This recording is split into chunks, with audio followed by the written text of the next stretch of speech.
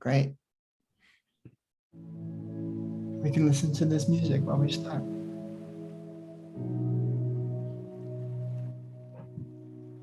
Feeling like a drop in the ocean that don't nobody notice.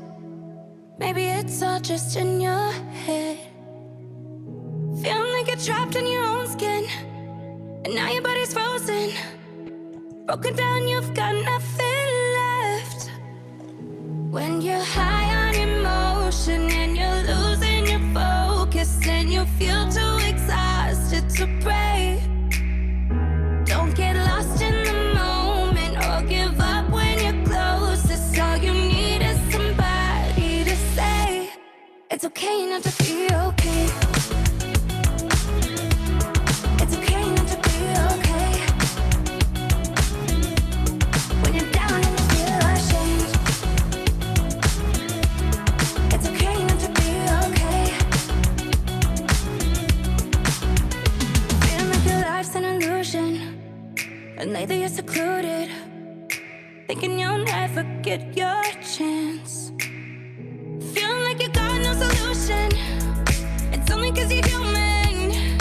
No control, it's out of your hands. And you're high on emotion and you're losing your focus, and you feel too exhausted to pray. Don't get lost in the moment or give up when you're closest. All you need is somebody to say it's okay not to be okay. It's okay not to be okay. When you're down and you feel ashamed, it's okay not to be okay.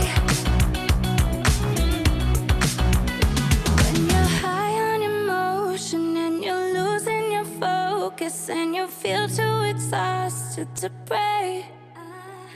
Don't get lost in the moment or give up when you're closest. All you need is somebody to say it's okay not to be okay. It's okay not to be okay. When you're down and you feel ashamed, it's okay not to be okay. It's okay not to be okay.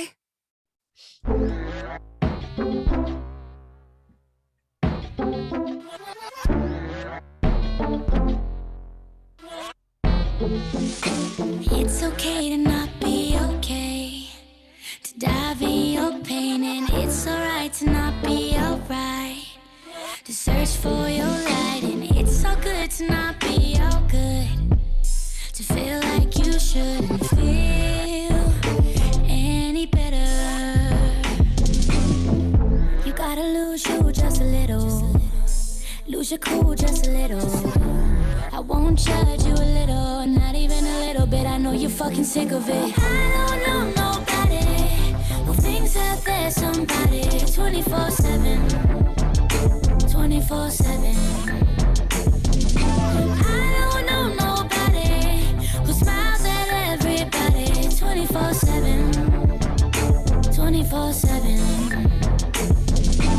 It's the wave to not be the wave, to make all your mistakes, and it's the play to not know the play, to go where the wind takes you. It's all fine to not think you're fine, or have the wish to feel any better.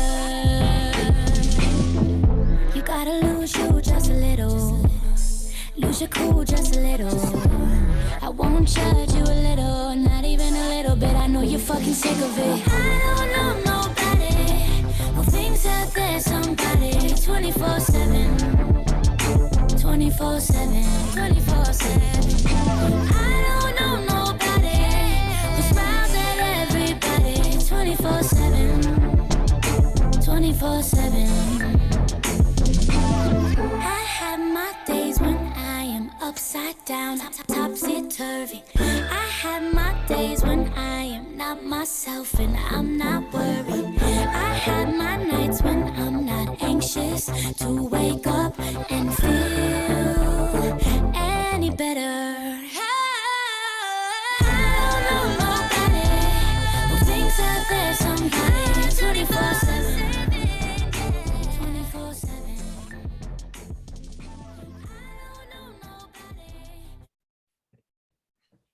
Good evening and welcome to PAC Has Your Back, an intimate discussion on mental health with Hilinski's Hope, Damn Worth It, and The Hidden Opponent. My name's Dr. Arman Taghizadeh, otherwise known as Dr. T. I'm a board certified child, adolescent, adult psychiatrist, sports psychiatrist, and former NCAA Division I wrestler. I'm the founder of Mindset Training Institute, which works closely with elite athletes, teams, parents, and coaches to provide mental health education, support, and mindset training. I also host the Mindset Experience podcast. As a medical doctor, mental health professional, and college athlete, I have the unique expertise to present on these topics. However, I believe that nothing is more impactful than hearing from someone who's directly experienced it and is willing to share their personal experiences. As such, it's a privilege to moderate this panel today. Some of the material discussed tonight will be sensitive, and it may evoke certain emotions or memories. But please understand the purpose of this program is to marginalize any feelings of isolation and create a community of support. Each panelist has information and resources on their sites, but I also invite those listening to share any information or resources in the chat that we can all benefit from. I'll now introduce today's panelists, all of whom are leaders for their respective organizations that have worked together to spearhead the first ever Pac-12 Mental Health Week. I'll go ahead, I'm gonna read their bios, then each of them can briefly share what their organization does.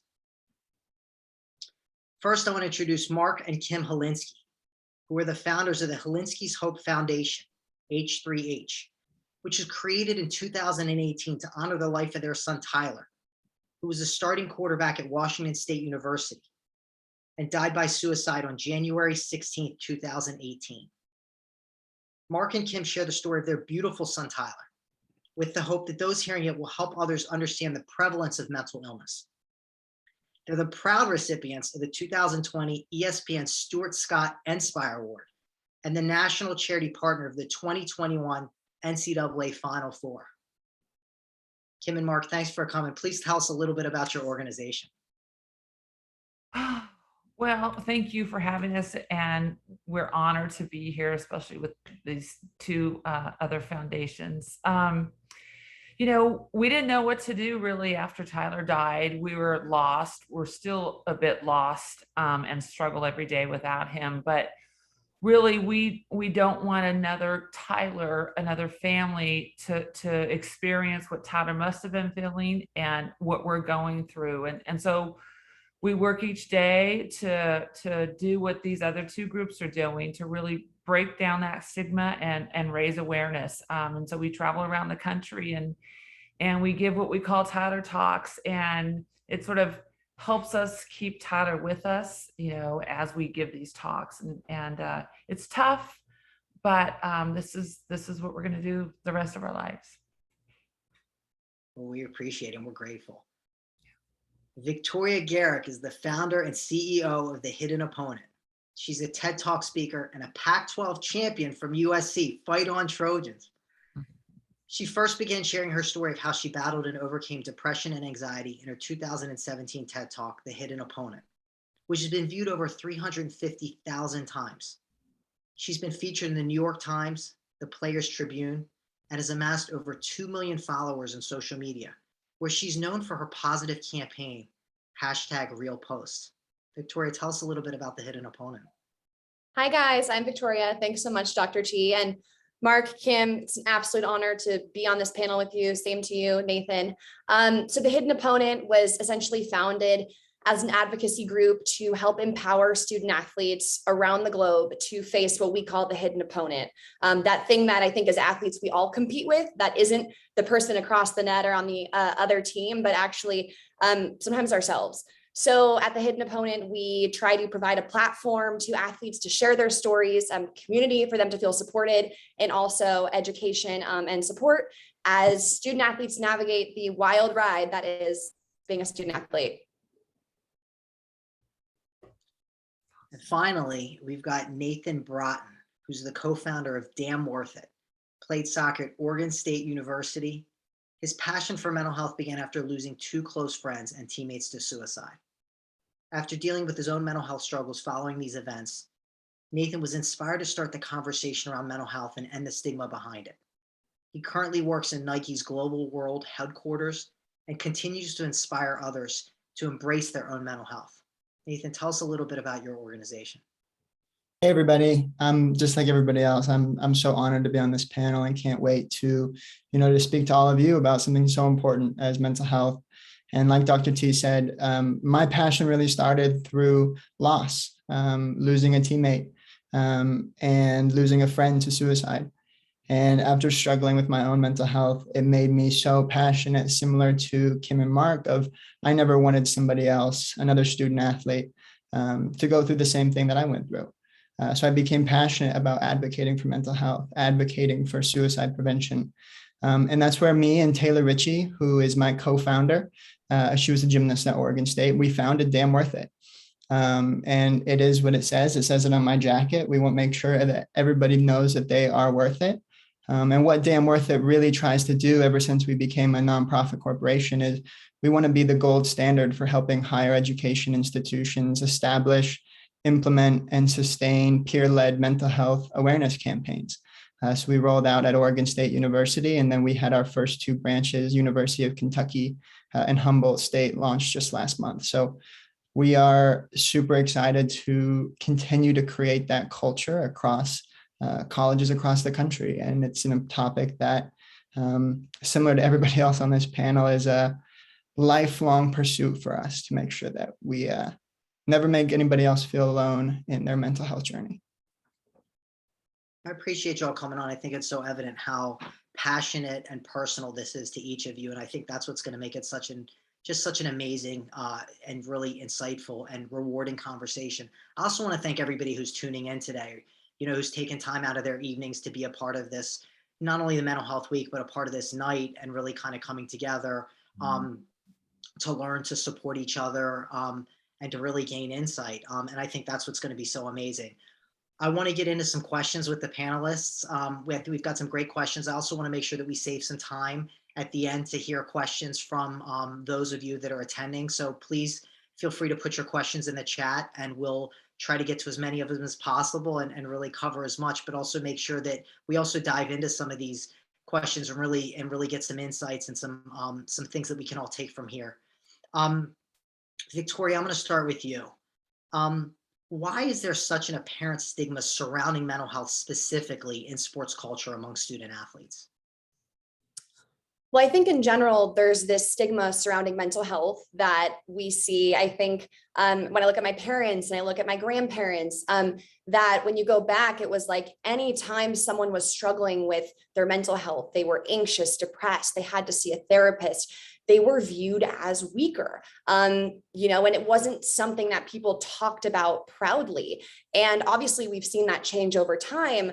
But when you take something like mental health, that in general for people was viewed as this sign of weakness, and then you talk about athletes who society communally views as strong, as tough, as doesn't make excuses, the best don't rest. And then you talk about mental health in sports culture. It's, I think, in personal experiences, even harder to admit or accept that we are struggling with something like anxiety or depression or eating disorder or whatever it might be, because no athlete wants to feel weak. And I think that's the part of sports culture that I have been unlearning, and I hope to help other athletes unlearn, is that this mentality that we have to be rock solid and steel and unbreakable and never rest is actually quite toxic. In fact, it takes so much strength to actually admit weak spots, whether it's in your game, right? I need to put extra reps in here. I can't shoot my 3-pointers. It's the same way you say, you know what, every time we're in overtime, like I get really anxious, my hands start shaking, and I just am thinking negatively. So when you look at sports culture, when you look at the stigma of mental health, it's pretty apparent that it, at the end of the day, comes down to athletes wanting to be the strongest, wanting to be the toughest, that being reinforced in our communities. And so that's why events like this, weeks like this, are important to help athletes understand that that is not at all the case. And you are not at all weak or weaker for needing to seek help. And it also sounds like part of this is the definitions that we've given these terms over time, and then how we kind of perceive those. And I think that's a really important point. Nathan, how does the stigma uniquely affect male athletes? And really, what's been your experience kind of navigating this? Yeah, it's a great question. And I think it's important to start from more of a personal anecdote, because masculinity and readdressing and redefining what masculinity meant to me was one of the most important steps in my mental health journey. I remember going to the psychologist's office on campus, and I remember putting my backpack, my student athlete backpack, in the bushes. And I remember doing it because I was ashamed that I was going in to see a counselor, going in to talk to a therapist. And I didn't want people to think, as a student athlete who was performing every single day, or especially as a male, was going in to see a counselor. And so I was ashamed, and I put that backpack in the bushes. And learning to overcome that was one of the biggest things that got me into a better space in my mental health. There is this idea of masculinity in society that we don't talk about our feelings, that we don't need help. And especially in sports, it can be incredibly toxic because we play hypermasculine sports, sports like football. And it's amazing what the Hilinskis are doing, addressing that within that football culture, because it's notoriously one of the cultures that don't talk about it. And that goes across a lot of sports. And so when I was going through redefining that, first of all, that it was okay to ask for help, not only as a male, but as a student athlete, as a human being, we all go through mental health. And also being able to deal with my emotions. It wasn't something that I was super comfortable doing. I grew up not really talking about it in my household. I grew up not talking about it with my parents. I pushed a lot of things down. And what I learned was that when you do that, it comes out in other ways. And it comes out, it might not come out tomorrow, it might not come out the next week, but over time, that just takes such a toll on your body and on your mental health. And so learning to express my feelings, not only just to people like my parents, but people like my teammates, and having conversations. And when I started to really realize was other males are going through it too. And so the big change started to happen when I was going to coffee with teammates, and they were mental health checking. And we were just having conversations about how we were doing. And it was taking the step beyond like, how are you? Like, oh, good. Okay. It was how are you actually doing? And to get to see the change in my male teammates over time through Damn Worth It and through reducing that stigma has been amazing. And so when we go now and talk to people, masculinity and addressing that toxic masculinity is one of the biggest things that we can do. I appreciate it. I think it's a great point. I think it's such a great point. Kym and Mark, how have you used your family's loss to inspire change? And, there's other people on the panel who've already sort of chimed in that they've experienced similar things and had loss of family members and loss of children. So, along with that too, what would you say to someone who's lost a loved one to suicide?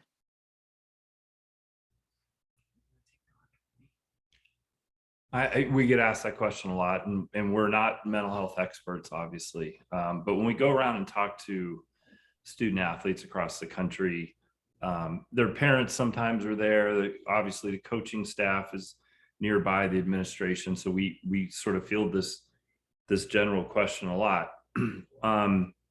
I think what's important for us to share, and the Victoria and the guys before kind of hit on this. It's the way you talk about things. Words are really important, and toxic masculinity is.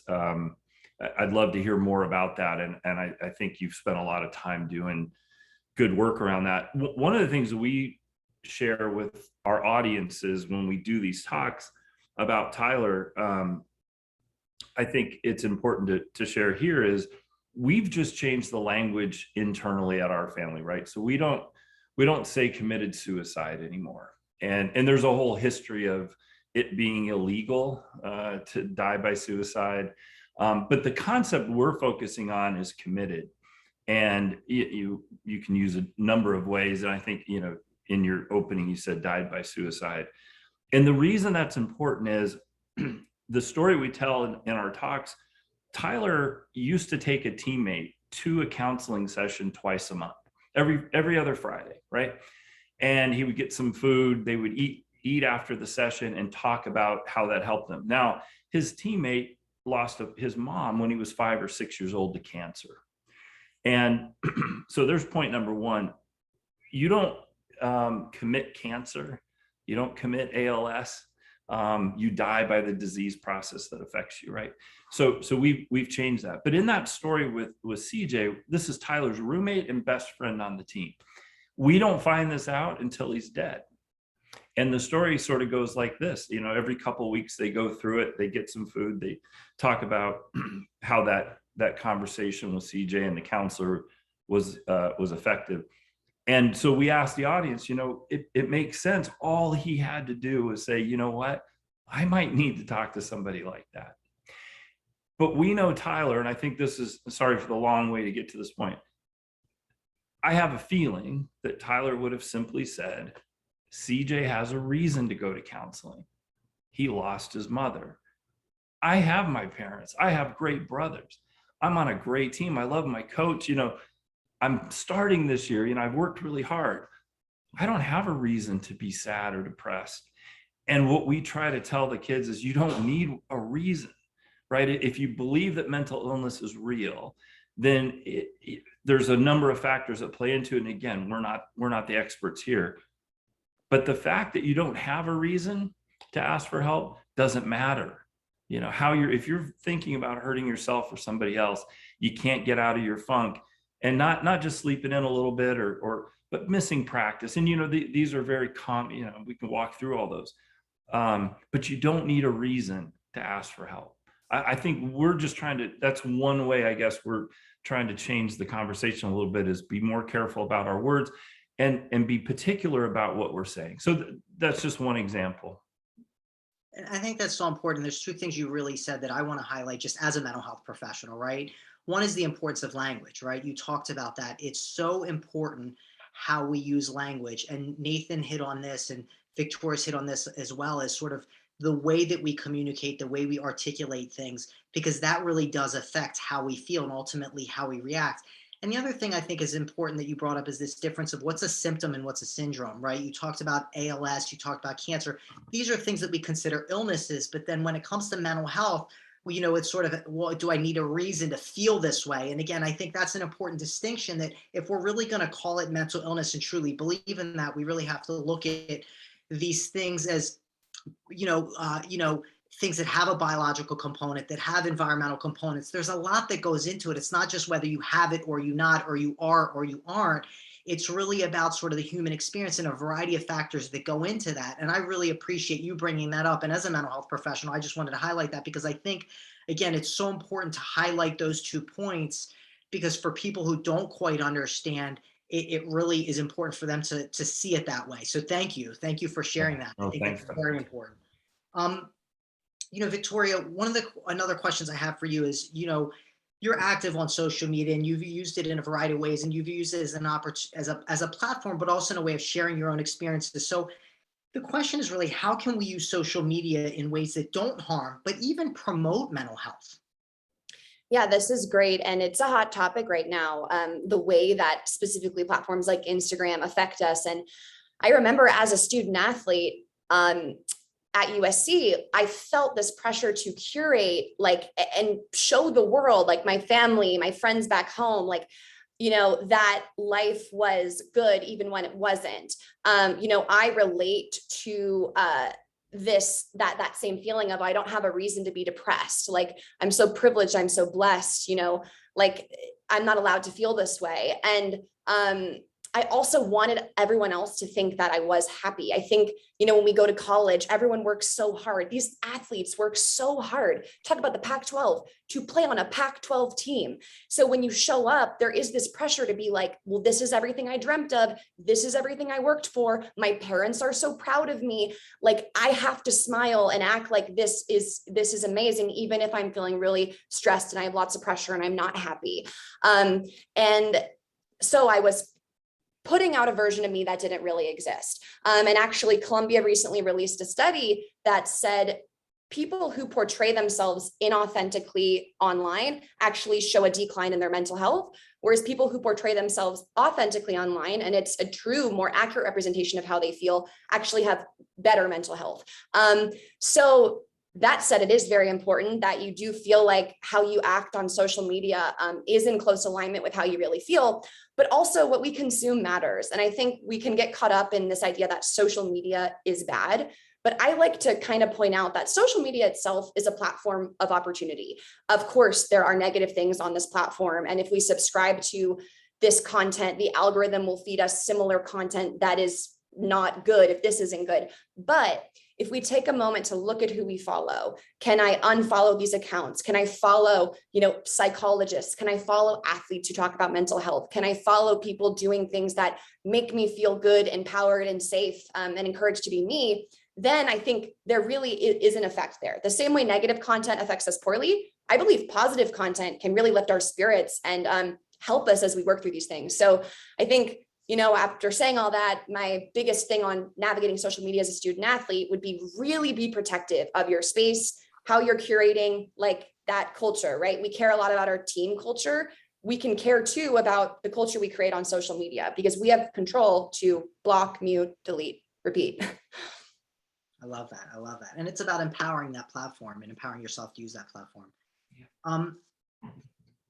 Kym and Mark, what are some misconceptions about suicide and suicidal thinking? Oh, well, I think you, Victoria and Nate sort of hit upon that earlier. I mean, Tyler was sick, right? He must have been. He was just a sweet, wonderful person who was struggling with his mental health. I don't think he was a weak person. And I do think that somehow he couldn't find the strength, and possibly his brain, was betraying him. He couldn't find the strength to reach out and ask for help. Suicidal ideation is a scary thing to me. We learned some kind of rate the other day about like 1 in 7 student athletes actually think about suicide, think about maybe have a plan. And that's such a scary thought. And, I want to look more into that and why student athletes feel that way. And I do think that like you said, Victoria, the grind that they have to go through every day, there's just so much on their shoulders, and they give so much of themselves for their team, for their sport, and for their fans that, I honestly don't know how our student athletes are as wonderful as they are with all the pressure that they have on them. No, I think it's a great point. And actually, some of the statistics also show that 90% of people who have followed through with suicide had some previous thinking and suicidal thinking before. So I think it's also important. Sometimes this term of like impulsivity comes up, right? And I think it's important to look at that, like you said, is it's an illness and there's a lot that goes into it.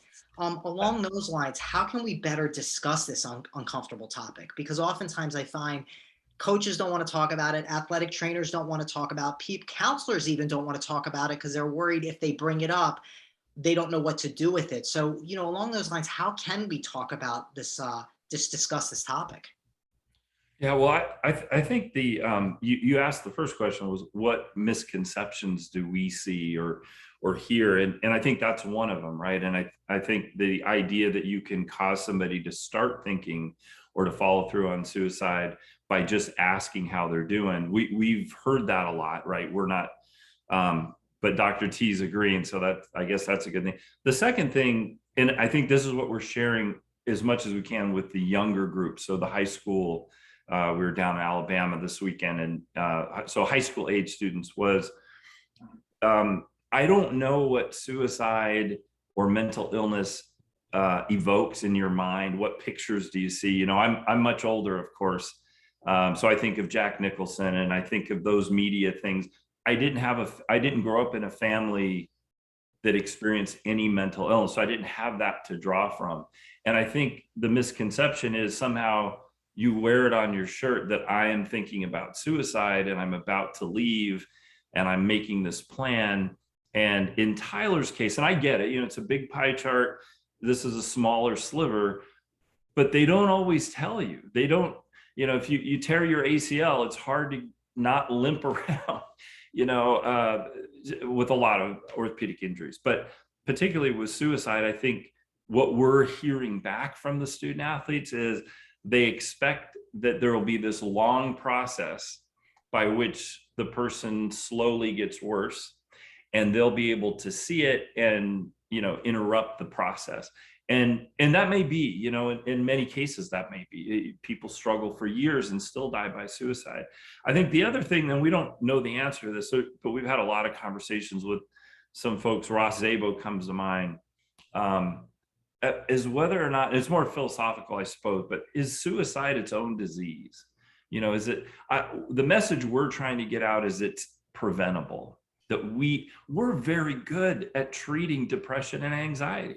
Bipolar, psychotic episodes, right? We have the tools and the knowledge. It's far more complex than the orthopedic injuries we're all used to seeing, because we just don't have the experience with it, and the tools and the technology is ongoing, and we've got some incredibly dedicated people working on this. So I guess that I would just add to Kym's comment for misconceptions is they don't advertise all the time, and when they do, take them for it, believe what they're saying and be that friend. You don't have to be a hero. We've all heard this before, but they're so brave to come and talk about it. Why is that?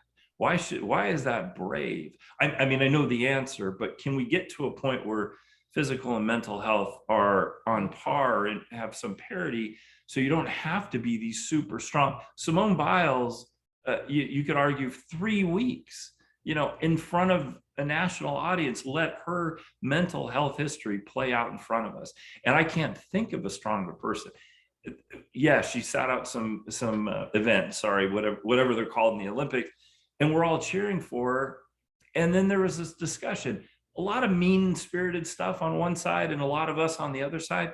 But, I hate to say it, God bless her, that caused people to talk about it. And I think as long as we're talking, we're getting better. So I appreciate being here. I'm also thrown, I can't help this, but, I see these great young people, articulate, smart, and you've got Kym and I, where Tyler should be. So don't, we're sad. We're always going to be sad. It's okay to talk about this. It's okay to ask those questions, and people in our position just want to help. So I appreciate being on with the guys that are going to run the world in the years to come and add our little bit. I think I can speak for everybody, and I hope I am speaking for everybody when I say how grateful we are to the both of you for really using this as an opportunity to really share and to really impart your wisdom. And I think that comes off, and it's really remarkable. It's really remarkable. So thank you for that. Nate, when you look back on your mental health journey, what do you wish you had known or could have done better to help yourself in college? A lot of things. No, it was a journey, right? It's a journey that starts from me not talking about mental health or knowing anything about mental health coming into college. And I got thrown into it. The first thing that I wish I would have done is I would have given myself some grace. There was this initial reaction after losing my teammate and my friend, honestly, was to shut it all down. Why am I feeling this way? I wanted to move on as fast as possible. Those feelings that get pushed down, they come out in other ways and not usually in healthy ways. So the first is just give myself some grace. I wish I would have taken a minute to be like, hey, I'm really struggling and that's okay. I'm dealing with this trauma. And that's all right. It's okay to have to go through this process of grieving. Everybody grieves differently. The second thing I wish I would have known is that I wasn't alone. We did a big speaking tour of the Pac-12 back when we were in college and first starting up Damn Worth It. It was funded by the Pac-12 conference, and we interviewed and surveyed more than 500 student athletes across the whole conference. And what we found was that more than 50% of them had seen a therapist during their time in college.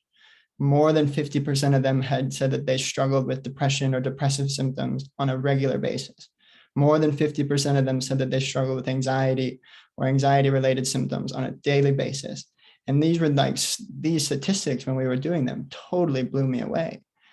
Because I was like, I never talked about it with anybody. But you're saying that 1 in every 2 people that I'm looking at is struggling with this on a daily basis. And what I found, especially when I started talking to teammates, and actually one of the people that got me to go into therapy was a fellow teammate.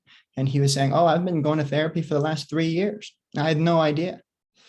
And I think it was those little things of being like, realizing that, wow, as a human being, if I have a brain, I have mental health. And you fall always in your life along this spectrum of mental illness and mental wellness. And you are doing that every single day. And some days are going to be good, some days are going to be bad. And we go through these periods, but realizing that I'm not alone in having my mental health, having bad days, maybe having bad weeks, months. I had a really bad 2 years. And I think just realizing that you're not alone and that you can talk to people about it was an amazing thing that I wish I would have known a lot earlier. And so thank the Lord for all the people on this call who are every single day trying to make sure that people know that they're not alone in their mental health, and that, and similar like what Mark was saying, one day I hope we do treat mental health like a physical injury. When you sprain your ankle, you wouldn't walk around on it for 6 months and just pretend like nothing's there. I hope one day we get to that point where you're dealing with your mental health the same way you're dealing with your physical health, especially as an athlete. Victoria, I can see you're nodding and something Nathan is saying is resonating with you. Yeah, something that all 3 of you have just touched on, and Mark as well, when he mentioned Simone Biles and throwing it back to sports culture.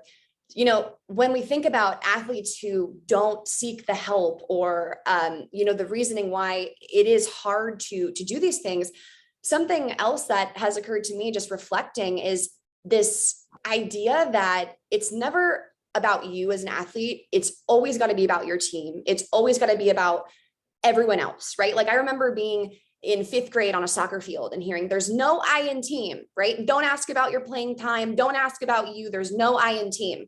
Okay. So now I'm older and I'm feeling like I'm struggling with something and I might not be able to go to practice. I might have to do something for myself. And then that voice comes in, don't be so selfish. Come on, you're fine. It's not about the team. Like you can't let people down.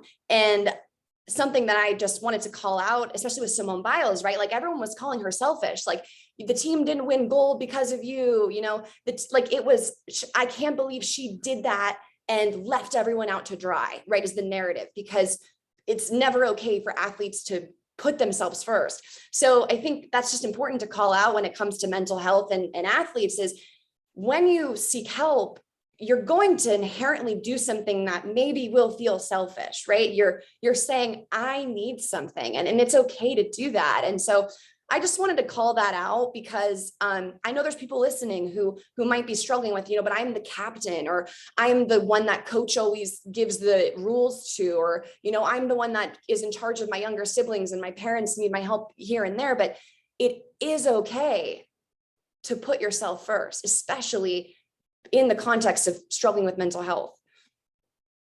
I think it's such a good point. And really just to kind of play off of that, to tie this all together, I mean, when we're looking at a team and we have a group of athletes here, right, we want to be the best version of ourselves so we can help our team, right? So we can be there for our teammates. And so part of that, quote unquote, part of the word selfish, right? We've talked about the importance of language. The first part of that is self, right? The first part of that is self. So it's important to take care of yourself. It's important to recognize that, Kym and Mark talks about this idea that people aren't wearing it on our sleeves, right? Nathan talked about the fact about how shocked you were that, the statistics say one thing, and then you start talking with all these groups and you find out all of these other people have experienced it, right? So the numbers only say one part, but the reality is that, while the numbers say 1 out of 5 people are impacted by mental illness, it's more like 5 out of 5 in some capacity, right? Either ourselves, somebody we know, somebody we love, somebody on our team. So it's important to take care of ourselves so we can take care of other people, so we can take care of our team, right? When you're on a plane, right, you have to put your oxygen mask on first before you put it on other people. So let's use this as an opportunity to take care of ourselves so we can take care of each other. That also shows leadership. If you are the captain, right, we want to show other athletes it's okay. It's okay to get help. It's okay to do that. And I love how all three of you have really talked about it in different ways, but it really comes back to this idea of understanding that we're human beings first, athletes second, and as human beings, we're going to share in the human experience, right? And within the human experience, there are vulnerabilities. There are things that can happen. And I think it's important for all of us to be aware of that. Nate, one other question just as a follow-up, because I think this is important, and Kym and Mark talked about this. How could other people have recognized you need help? Because sometimes we don't know that we need help, or we're ashamed, or we feel like we need to suppress it. How can other people have recognized that? Or is that something that would have been possible? Yeah, well, it's a tough question, honestly, and it's a case-by-case basis. There was a lot of moments, and there was actually a lot of people in my life that definitely did recognize that things were wrong. And ultimately, it was the people in my life and the support systems in my life that were the ones that moved me and motivated me to go get help, namely my parents, my teammates, people that saw what I had gone through. And those people were the biggest parts of me going to seek help and going on this journey. But what I'll say kind of just outside of that, and this is something that we talk about all the time, especially in this Zoom world that we're living in. And I think it's only gotten increasingly worse as we've all been separated, as we've all been virtual.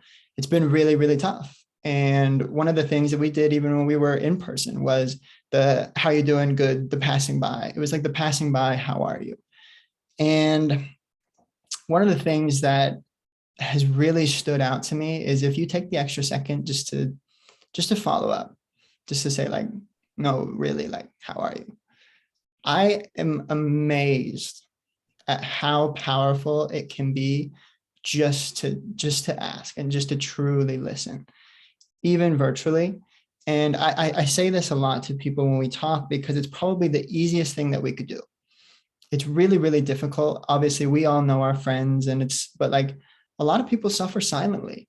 A lot of student athletes suffer silently. I suffered silently for a very long time after people thought I was okay. But the people that took the extra second to be like, hey, how are you actually doing? That was kind of when I took a step back and I was like, whoa, made me actually think about it instead of it's almost like another form of saying hello. I almost took a step back and I was like, wow. Actually, am I doing okay? I'm saying that out loud, but I am definitely not doing it. It's almost like a reflex reaction. So I say it a lot. It's like the biggest thing to me of like, if you want to check on a friend, just allow them, give them the space to like think and listen and actually respond to you. It's amazing how much of an impact it can make. I think that's so important. Victoria, part of mental health, and I think you had sort of talked about this, you talked about depression, anxiety, you also talked about eating disorders, you said that. And so I just want to talk just about, because I think, again, a lot of times we delineate and we subtype. We have this, we have this, we have that. And again, I think that really draws us apart. And so I think, again, when we're talking about mental health and wellness, it's important to understand the differences, but also to understand, again, in the context of the overall experience. And so for you, I wanted to ask sort of about this idea of how does body image issues really kind of play into this and uniquely affect student athletes, whether it's male or female? Yeah. So speaking of your like, this and this and that, sometimes I feel that way when I think back on like what I struggle with. I'm like, well, I had the anxiety and then I was coping with food and then I developed a binge eating disorder and then I was depressed. And I'm like, I'm all over the place because there were so many pressures. And I think as a young student athlete, back to what Kym said in the beginning, like, how do these athletes do this? Like, I didn't know how to cope with feeling like my body was becoming super muscular and it was changing. And I want to just quickly flag that I'm speaking from a female perspective, but no matter how you identify what athlete you are, sports, I mean, my fiance played football. He had to put on like 20 pounds. It's unnatural. I think as athletes, we all have to change our bodies. And there is a focus on how strong we are and our body mass index and all those things that we do at these high level programs. And it can be very mental, especially when your body is being fueled and sculpted in a way to perform. And then there's a body image from society that looks wildly different that, they deem as the beauty standard or more appealing. And sometimes, especially for women, there's not much of an overlap there because historically muscles and all that stuff is more masculine, and, society in the movies, they want women to be dainty and feminine and like feathers. And so that was really hard for me as my body changed. And I began, trying very unhealthy ways to combat that, and that led me down a path of not fueling myself appropriately. And then because I was dealing with performance anxiety as well, I began to cope with food, and that became a comfort for me at night, which started a very unhealthy cycle where I felt like I was really at war with my body, my feelings for my body, and food as well. So it's something that I also think does affect many student athletes, is this body image eating disorder component, because that is a huge aspect of our lives as athletes. How you fuel, they give you the calories, if they give you protein, if they say something that's triggering, if you've never had to think about it before, but now you're on a certain regimen with the team. So if anyone's listening to this, and they're resonating, I just want to normalize that experience. No matter who you are, what sport you play, if you are struggling to navigate how to fuel properly, feel confident in your body, and also have your body do what you want it to do when you're doing the thing you love to do, I want to normalize that. It's common and similar to mental health, like depression, anxiety, bipolar, PTSD, those things. If you're struggling with fuel and food and your body image, that is also something that you are allowed and able to seek help for, right? And I encourage you to do that, because, as much as we are coachable and we're moldable when we get to college as student athletes, we don't know everything and how to navigate and handle these stressors and these pressures. So I think the sooner you can seek help, the better. I kind of forgot the question because I went on a tangent there, but I hope that answered it.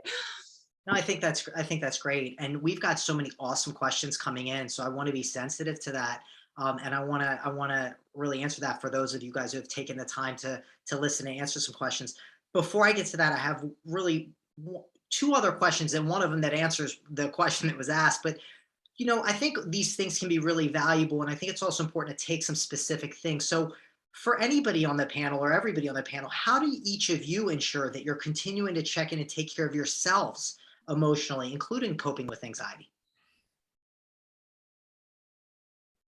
I was gonna say, we don't take care of ourselves. We're not good examples of that. But maybe I could answer it this way. And it just triggered something when listening to Victoria talk. My grandfather is a second generation Polish immigrant, right? Steel worker, lived in Pittsburgh, and this guy I just adored. He was just the greatest. And he had this way, we get, how do you talk to kids? What do you say? And he had this thing, had nothing to do with mental health, by the way.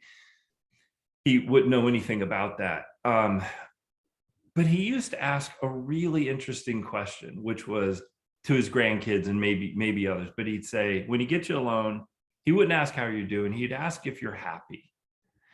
And I remember many times when he would do that, I'd immediately get defensive, because I always interpreted that as being, okay, he doesn't think I'm happy, so let me show him how happy I am. I got Kym and I got, this going on, and the business is great.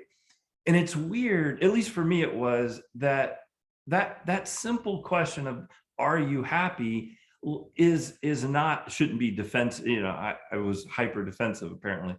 But a really neat way to evoke just a conversation, right? So not how are you doing, I'm not giving advice. I don't mean it like that, but it just struck me as Victoria was talking that I missed that, and I'm going to bring that back into our family. Now it's hard, Tyler and Kelly, are you happy? The immediate thing they're going to say is, I miss Tyler. That's what we're going to say. But I think outside of that, or even inside of that, it's an interesting way to get somebody to talk. And anyway, that's probably not answering any of those questions, but I think it actually answers it better than you thought it did, in the sense that we can ask ourselves those questions too, right? And part of it is, how are we ensuring and checking in within yourselves? And you're bringing this example of, your grandfather checking with, but we can also check in with ourselves, and we can ask ourselves that. And then sort of at that point, that's a great opportunity to check in. Is there anything that Nathan or Victoria that you all do to just continue to check in with yourselves emotionally, and sort of, kind of ensure that you're able to manage things or deal with things or identify when you need to ask for help? Nate, why don't you go first? Yeah. Well, I think the major thing that I learned is that mental health was a journey. I kind of want to blend this question into some of the questions that we got in the chat about, there was a great question about faking it till you make it. And also this like idea of grind and student athletes and grind you can grind in your career outside of athletics. And I actually think that that's a great tie into this question, because so often in college, I got the two mixed up between what grinding means and what actually like checking in with myself meant. You can work incredibly hard and you can be dedicated, but you can also have to balance that with this idea that you need to take care of yourself mentally and physically. And one of the greatest examples, the CEO of Nike, his name is John Donahoe. And there was this article in the Wall Street Journal recently about how he takes care of his mental health and how it's the number one priority in his life. He is a very successful man in terms of the business world. And one of the biggest priorities in his life is mental health.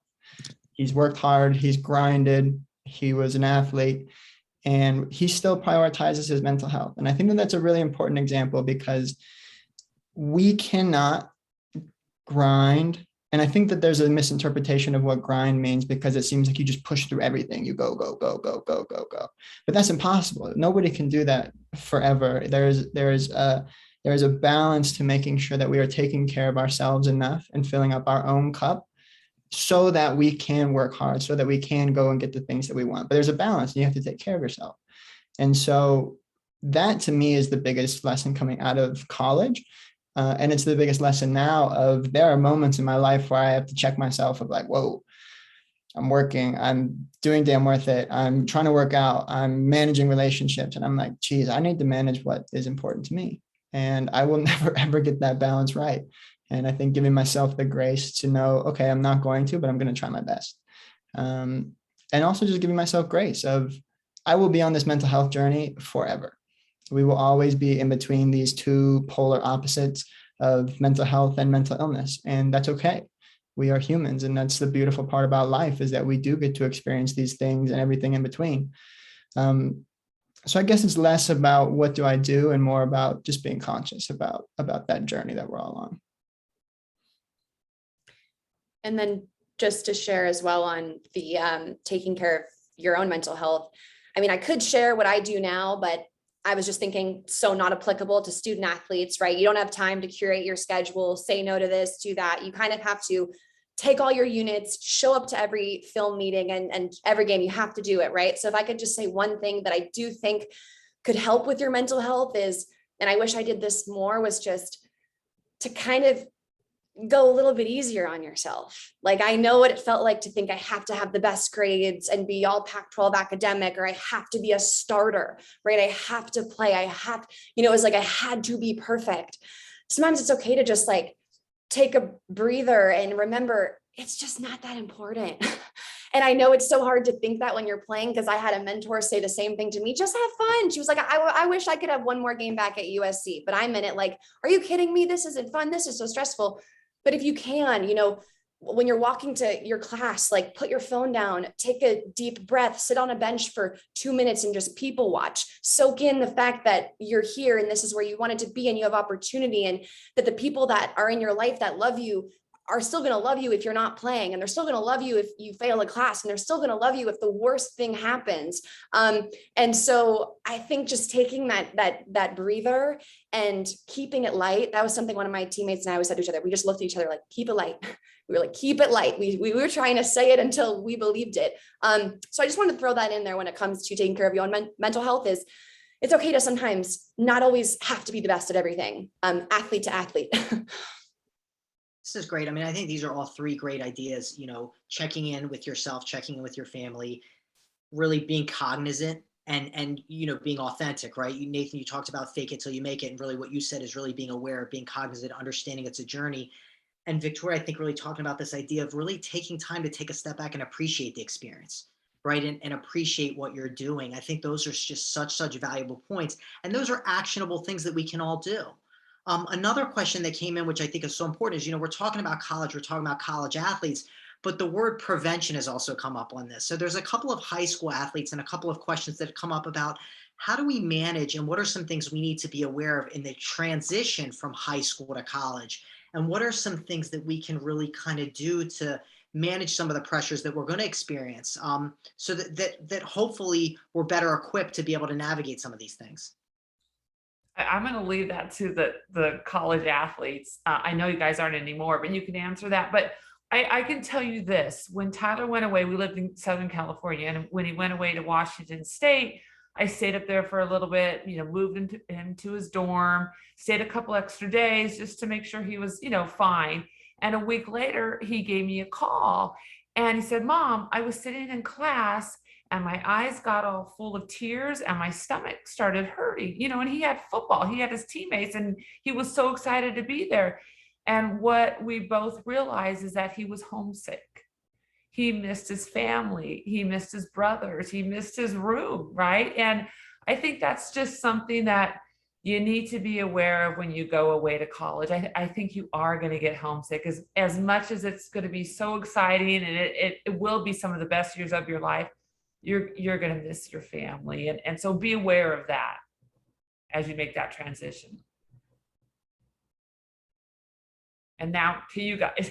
I think that's so important. Nathan and Victoria, anything else you want to add about things to be able to prepare for transition to college, but also what are some resources that colleges have available now that high school kids should be aware of as they transition? Well, something I loved about that story Kym just shared is that there was a call and there was the communication. And so I think when you take that next step and you play it, an intense program, to stay honest about how you're really feeling with the people in your life, stay honest and keep that communication up. And then in terms of resources, this is a Pac-12 conference event, right? The Pac-12 literally rolls out the red carpet. They're the closest to it. And in my opinion, doing all this amazing work to help provide the resources the best they can. The people that are working in these administrations, these athletic departments at these top tier Division ones, the ones I've interacted with, it is a priority for them and they're really working hard. And so take advantage of that, right? Just the way that the universities are coming on board for this week and they're making it known and they're being a part of it. When I was at USC, I got all the help I could ever need once I opened up to them. And I do feel confident saying it to the Pac-12 conference specifically. It is not the case with other schools, and other places that maybe don't have the ability, the access. So really take advantage of it, especially at these schools, because it's such a privilege. It's such a luxury to be able to have that access. Yeah, I couldn't add anything else to that about what Victoria said. Honestly, she hits it right on the head. I think the one thing I'll say is that there are so many great initiatives also coming out of these schools. All three of our organizations came out of the Pac-12, and all three of our organizations are student athlete inspired. And I think the one thing that I'll say to all the student athletes and staff and administrators on the call, because it's important for them too, is that one of the greatest things that helped me in my journey and ended up helping a lot of people along the way was starting Damn Worth It and having conversations. And not everybody has to start their own nonprofit or do this, but there are so many ways. And I think these organizations do a great job of doing that, of empowering student athletes to speak up and have the conversations around mental health. Ultimately, those people are the ones that form the community at those schools. They're the people that have the conversations. They are the movement drivers. And we've seen that across the country as we went through a really difficult period of racial divide in this country, of political divide. And we saw it on our college campuses of who are the people that are speaking up, and it's student athletes, it's students, and the administrators and staff are the ones supporting them. So I think the only thing I'll add to what Victoria was saying is we want to empower our student athletes to get up and have these conversations, have these conversations with a teammate, with a friend. Those are these little ways that we can get involved. And ultimately, those are the ones that create the community. So you go into these universities with great resources, but ultimately, and like Victoria said, those things are there, but they're not there unless you take advantage of them. And they're not there unless you start having the conversations. Before we kind of summarize and end, and always want to be sensitive to time, is there anything else that any of you all want to add tonight? You know, I looked at a question from a mom in here who lost her child, who was also a student athlete. I think it was at the University of Michigan. And I will reach out to you. I will connect with you. But I wanted to share a quote that we use very often that keeps Tyler alive for us. And it's super simple and it's just so true. It's a Banksy quote. It says, they say you die twice, once when you take your last breath, and the second time when someone says your name for the last time. And I know you loved your child, and that love actually doesn't stop when they take their last breath. And so just keep sharing your child's name and share his story because in doing so, I really think that you're impacting lives and you're saving lives by sharing and reaching out to people. I love that. Thank you. We often think of anxiety and depression in terms of how it affects our moods, but it also affects the way we think. It creates feelings of isolation, guilt, and a sense of burdening others. As athletes, we're used to working together as teams to overcome obstacles and accomplish amazing things. That's one of the things that we're doing tonight, right? This is incredible. So I really encourage everybody to use this program as an opportunity to come together, to continue these discussions, to be able to create more initiatives, right? To be able to really develop the Pac-12 as the premier conference, not just athletically, but really in terms of a sense of community, a sense of family, right? A sense of growth. I mean, this is where I think it's so important. You know, these conversations and these mental health weeks, they create a lot of awareness and they can be incredibly inspiring. But then everybody goes back to their lives, right? And they go back to school and they go back to class. So let's really use this as an opportunity to continue these discussions, to reach out to the 3 organizations here, to, you know, post the other organizations that you all have, and really be able to use this as a sense of coming together, to be able to learn from each other, be able to grow from each other, to be able to love each other, to be able to support each other. Let's challenge ourselves to create hope by exposing our hidden opponents. I promise it'll be damn worth it. That's good. Very good. I appreciate all of you. Thank you for letting me be a part of this. Oh my Thanks gosh, so thank much, you, Doc. Doctor. Yeah. I'd Thank encourage you. everybody to reach out to everybody in the organizations. I know their contact information is available. Thank you. Thank Thank you, you. everyone. Thanks, Thank Thank everybody. you, everybody. See ya. Bye.